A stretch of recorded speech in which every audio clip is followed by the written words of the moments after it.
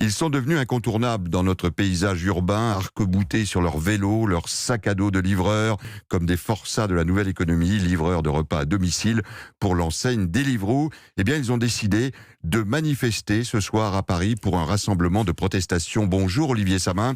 Bonjour François. Du service économie d'Europe 1. Et au cœur de cette mobilisation, Olivier, il y a ces nouvelles conditions de rémunération des livreurs imposées par la plateforme la semaine dernière. Car oui, à l'heure de la nouvelle économie, négocier maintenant, c'est négocier avec une plateforme, Olivier. Oui, alors ce nouveau barème de rémunération mis en place le 29 juillet par Deliveroo consiste à mieux payer aux livreurs les courses longues. Jusqu'alors, elles étaient peu rentables. Mais la contrepartie, c'est que le prix payé pour les petites courses est réduit. Sachant que, par ailleurs, le tarif minimum par course, qui était jusque-là de 4 €, eh bien ce tarif minimum disparaît.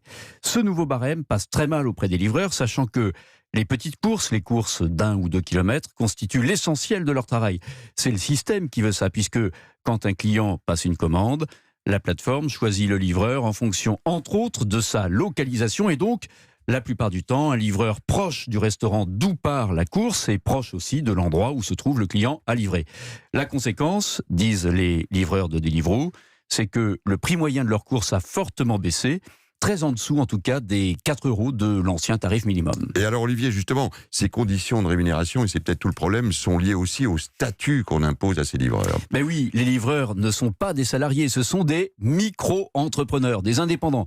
Ils ne sont pas payés en salaire, mais en facture, avec comme conséquence pas de droit du travail et une protection sociale au rabais. Comme dans d'autres secteurs, les chauffeurs Uber notamment, ce statut est régulièrement contesté devant les tribunaux.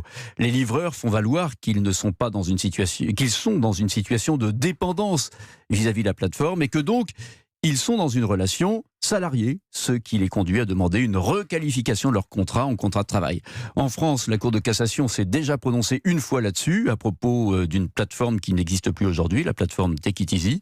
Dans d'autres pays, la justice a prononcé des requalifications. Il y a notamment 2 jugements récents qui vont dans ce sens en Espagne. Alors la nouvelle économie, Olivier, a aussi ses avantages, et vous nous l'appreniez ce matin sur Europe 1. Oui, on peut bel et bien corriger sa déclaration de revenus après la date limite d'envoi. On a même jusqu'au 19 décembre prochain. Si on a oublié une prime ici et là, c'est le moment ou jamais de le corriger.